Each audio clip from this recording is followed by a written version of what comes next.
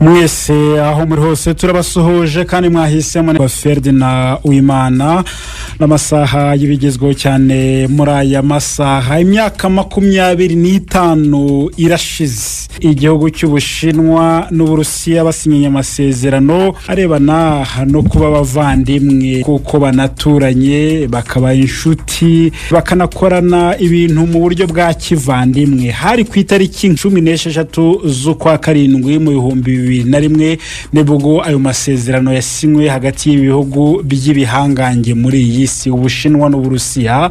Ese bahuje icyerekezo kimwe muri iyi si irimo impinduka zikomeye cyane, bahuje icyerekezo ku bibazo by'intambara zikomeje kuzengereza isi. Urugero ni nk'iyo mu burasirazuba bwo hagati ya Iran na Leta Zunze Ubumwe za Amerika.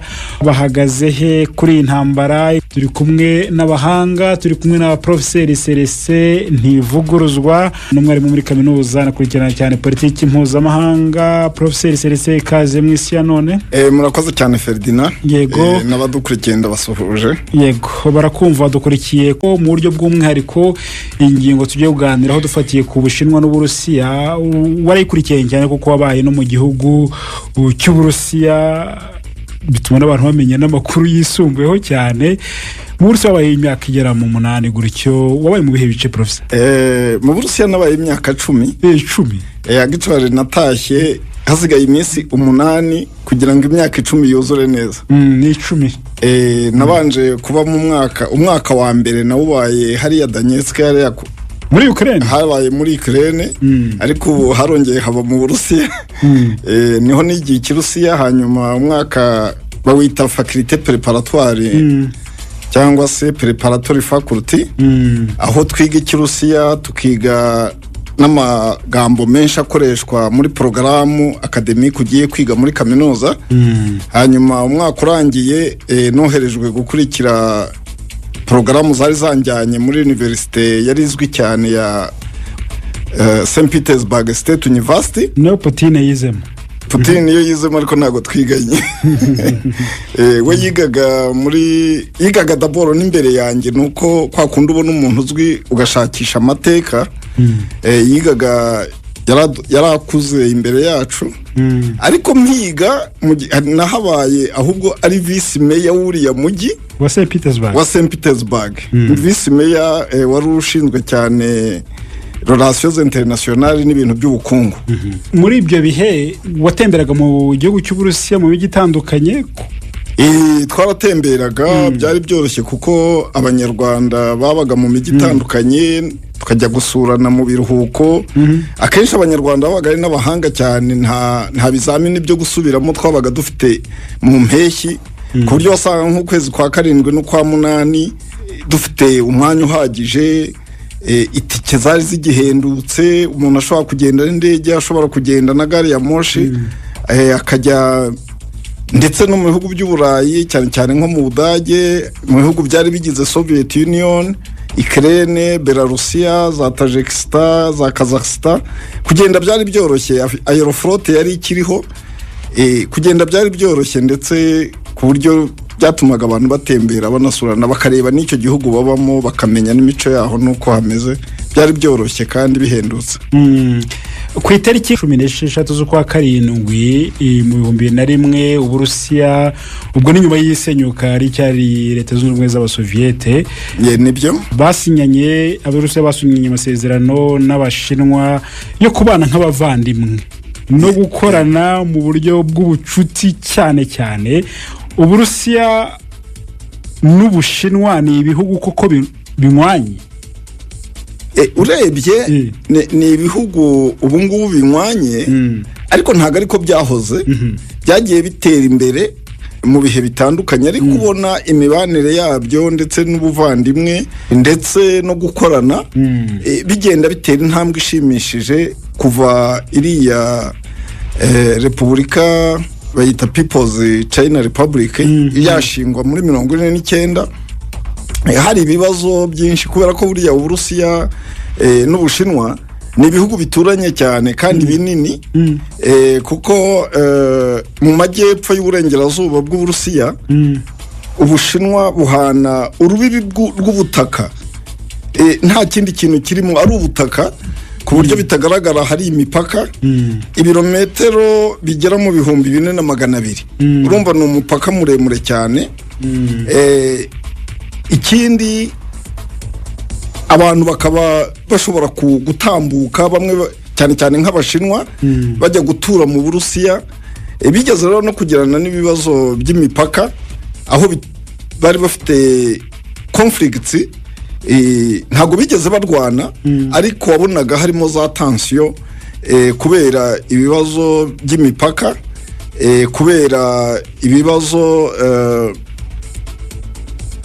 byo mu mazi, ndetse n'ubucuruzi hagati yabwo bitagendaga neza. Ariko uko byagiye bizamuka kuva muri 1949 kugeza noneho, buriya nari amasezerano impamvu yasinywe bakayita kuriya, bakayita yuko ari amasezerano yo kubana nk'abavandimwe ndetse n'abaturanyi, ndetse n'imikoranire myiza, nuko hariho gukemura ibibazo cyane cyane ibyo by'imipaka. Umuntu rero yavuga yuko ubu ngubu wavuga yuko ntabwo ari abariye nka kuriya bavuga ngo nabariye wenda nko mu bya gisirikari, ariko bafatanya mu bintu byinshi.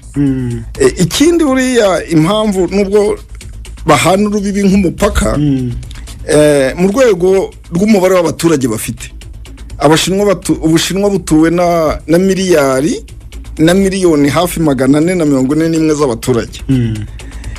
Ugasanga Abarusiya bo batuwe na miliyoni 144 miliyoni 144 z'abaturage. Urumva ni nka 1/10 cy'Ubushinwa. Ariko iyo bateranye bombi bakagira miliyari imwe hafi na miliyoni 550 z'abaturage, usanga bagize hafi 1/5 cy'abaturage batuye isi yose. Urumva rero ni isoko rinini kandi ryegeranye.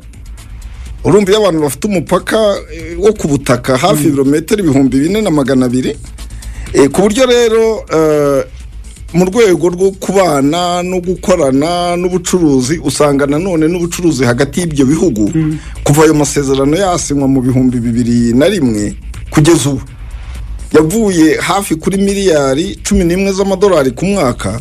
Ubu ngubu ageze hafi kuri miliyari 245. Ikindi nuko iyo mibanire yatumye bavumbura ikintu gikomeye, ko gucuruza hagati yabo bombi bitakiri ngombwa ko bajya gushakisha idolari kugira ngo bishyurane, ahubwo bumvikana ko bazajya bishyurana hagati ya mu mafaranga yabo. Iki nacyo ni ikintu gikomeye, ku buryo ubu ngubu mu mibare dufite mu mwaka w'2024 ubucuruzi hagati y'Ubushinwa n'Uburusiya bishyurana mu mafaranga yabo ku kigero cya 90%. Ibyo rero bigaragaza uburyo ukuntu bakorana ku bibazo mpuzamahanga, ndetse n'ubwo hateraga icyorezo cya COVID, ndetse n'uburyo bafatanya no mu bindi bibazo biri mpuzamahanga. Ubona yuko ubuvandimwe bwabo n'ubufatanye bigenda bitera imbere cyane, ku buryo kuri bo ndakoresha amagambo ya nyakubahwa Minisitiri w'Ububanyi n'Amahanga Sergei Lavrov, ubwo yavugaga kuri iyi anniversaire y'imyaka 25 y'ayo masezerano wavugaga, ndetse na His Excellency President Putin ubwo yari mu Bushinwa mu kwezi kwa gatanu k'uyu mwaka, ari nabwo bishimiraga imyaka 25 ishize ayo masezerano asinywe, ndetse hagati ya mugenzi we Xi Jinping bumvikana ko bagiye kuyongera ku yindi myaka 25. Bagaragazaga intambwe zatewe muri areas zitandukanye z'imibanire, imikoranire, turi buzo wenda kubigarukaho. Ubona kuri bo ntabwo ari ibirori cyo kuvuga ngo kwizihiza imyaka 25 ishize, ahubwo no kongera kwereka isi yuko Ubushinwa n'Uburusiya bushyize hamwe kandi bwiyemeje gukorera hamwe ku rwego ruri strategique. yego aho niho nashaka kubaza Ladislas Ngendahimana nawe ni muguki muri politiki mpuzamahanga kurikirana cyane ibera hirya no hino mu isi. Ladislas, ikaze mu isi ya none. Murakoze Ferdinand. Ubushinwa n'Uburusiya bihagaze he mu bibazo biri muri iyi si?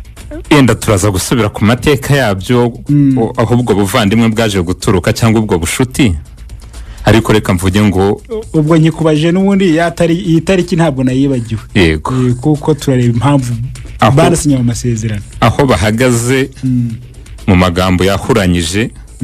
No kuvuga ngo ni bamwe mu banyabubasha kuri iyi si, ni bamwe mu bantu bavuga ari kumvikana. Iyi si yobowe navuga ibintu bitatu tudashaka kwirengagiza. Ikintu cya mbere kiyoboye iyi si ni amafaranga, ni ukuvuga ubukungu. Icya kabiri ni imbaraga za gisirikare. Icya gatatu ni politiki igendana n'itangazamakuru. Ugiye rero muri izo nzego uko ari eshatu usanga ibihugu uko ari bibiri icyo byose barabifite. Hari icyo Celestin yaramaze kuvuga cy'abaturage. Buriya abaturage muri politiki yaba y'igihugu cy'imbere no mu gihugu hanze mu rwego mpuzamahanga, abaturage ni ikintu gikomeye. Ufasha abaturage batuye isi muri iki gihe ukabafata batandatu ukabahagarika, umwe muri bo buriya abahagarariye Abashinwa. Ni ukuvuga ngo Abashinwa ubwabo, abaturage b'Abashinwa bagize 1/6 cy'abaturage b'isi yose. Icyo ni ikintu gikomeye ku Bushinwa. Ni nayo mpamvu buriya Ubushinwa mu buryo bwa politike n'inyito z'ibihugu yitwa People's Republic of China. Ni Repubulika ya Rubanda y'Ubushinwa. Impamvu bahisemo kwitwa gutyo ni nacyo cyatumye bajya kugira ijambo n'intebe ihoraho mu muryango w'abibumbye. Nuko buriya mu muryango w'abibumbye habagamo iriya ntara ya Taiwan. Ariko ikaba intara y'Ubushinwa.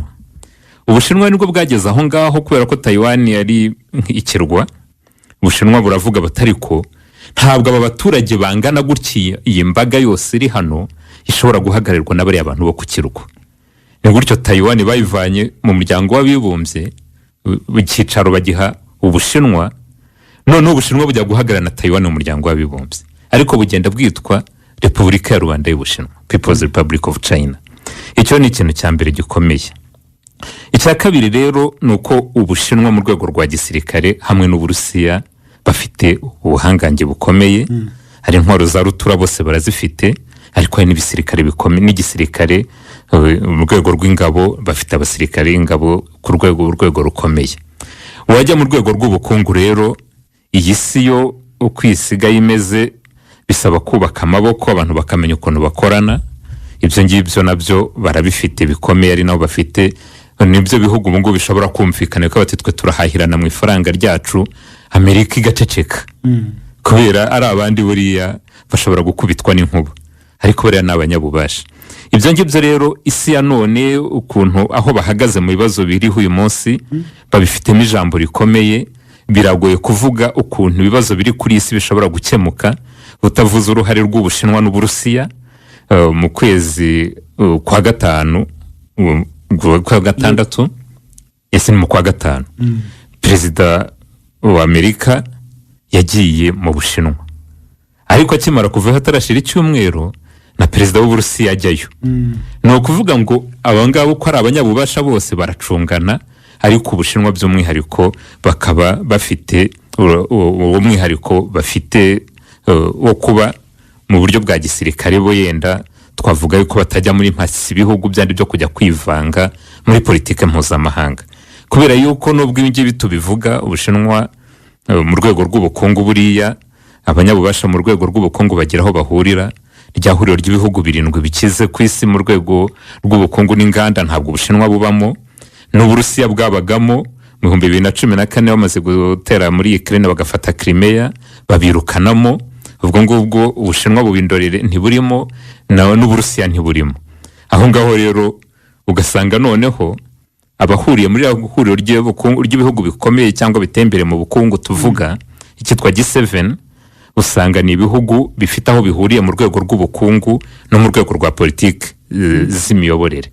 Aho ngaho rero navuga ngo Ubushinwa n'Uburusiya hari aho bafite guhangana n'ibyo bice bindi nanone nabyo bitabibonamo nabo batibonamo, ari nayo mpamvu ari bo babaye ku isonga mu gushinga rya huriro rya BRICS naryo rigamije nanone guhangana n'uburengerazuba bw'isi. Navuga yuko rero Ubushinwa n'Uburusiya tujya tuvuga ngo intambara y'ubutita yararangiye, ariko intambara y'ubutita mu by'ukuri ntiyarangiye. Hari intambara iriho mu rwego rw'ubukungu, iyo ntambara ikaba ihanganishije cyane Amerika n'ubihugu byo mu burengerazuba bw'isi, ikanabihanganisha cyane n'Ubushinwa n'Uburusiya bafatanyije. Ugasanga rero intambara y'ubutita yahinduye isura, ko ntitwavuga ko yavuyeho. Iyo ntambara rero Ubushinwa n'Uburusiya bafatanyije kuyirwana. Yego kucyandazira Professor Celestin, ari amasezerano ku itariki 13 z'ukwa karindwi muri 2001 yasinywe, hari ikindi kibazo cyabaye cyangwa se kwari ugutekereza ngo ibihugu nk'iby'ibihangange biraturanye reka abishyireho uburyo bwo gukorana hato bitazagirana umwuka utari mwiza ugasanga birarushaho kubakomerera, cyangwa hari izindi mpamvu zari zabiteye? Hari impamvu ziri hamwe byaturukagaho. Iya mbere nuko nkuko nababwiye People's Republic of China ivuka nyuma y'intambara ya kabiri y'isi yose, cyari igihugu kidakize. Bapfushije muri 48 bapfushije abantu barenga miliyoni 40 kubera inzara. Mu by'ukuri cyari igihugu kitari developed. Abarusiya rero kubera bari batangiye guhangana na Amerika n'ibihugu by'Uburayi bw'uburengerazuba, muri ya ntambara y'ubutita yakurikiye intambara ya kabiri y'isi yose, Abarusiya bashakaga icyo gihe ya Soviet Union, yari Repubulika Zunze Ubumwe z'Abasoviyete, bashakaga umuntu bafatanya mu guhangana na Amerika n'ibihugu by'uburengerazuba bwa OTAN, ku buryo barabafashije haba mu burezi, haba mu kubaka ibikorwa remezo, haba mu kubaha n'intwaro, haba mu ntambara zari ziriho hirya no hino ku isi, gusangira ibyemezo bagiye gufata. Ariko hakaba hariho mwibuke ko ari Ubushinwa bwari no mu ntambara ya kabiri y'isi yose nabwo bwahanganye n'Ubuyapani, hari harimo n'ibirwa bari kurwanira imipaka ifite ibibazo. Ubwo rero hagiye habaho ibiganiro n'amasezerano yo kuvuga ngo kumvikana ku mipaka, ni nacyo kibazo cyagiye kibaho gikomeye. Ariko nanoneho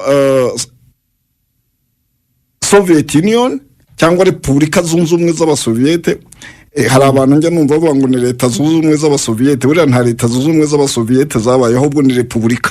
Ni Repubulika Zunze Ubumwe z'Abasoviyete zabayeho, zigafasha Ubushinwa gutera imbere. Byagezeho rero Repubulika Zunze Ubumwe z'Abasoviyete nazo zigira ibibazo muri 91. Mu by'ukuri zitsindwa ya ntambara bari bahanganyemo. Ishyaka ryabo ry'abakomuniste ryayoboraga rirasenyuka. Noneho ibihugu 15 byari bigize Repubulika Zunze Ubumwe z'Abasoviyete biratatana, ariko hasigara igihugu cyari kinini muri byo. Ubona niyo ideology ya communism yari ishingiyeho, ndetse n'ibyo bihugu bindi byaravuga ati uko bizagenda mu Burusiya niko bizagenda n'ahandi. Ndibuka mu gihe cya Puci bashaka gukora kudeta n'iki twari turiyo tujya no kureba, ni nabwo bwa mbere nari mbonye tanke mu nzira mu muhanda igenda n'amaso, tukajya kureba umuntu atumva uburemere bwabyo cyane. Icyo gihe rero urumva muri 2001 Uburusiya bwari bumaze gufata umurongo igihe cya Yeltsin, Perezida Yeltsin gisa nk'ikirangiye. Abantu bo mu butasi bo muri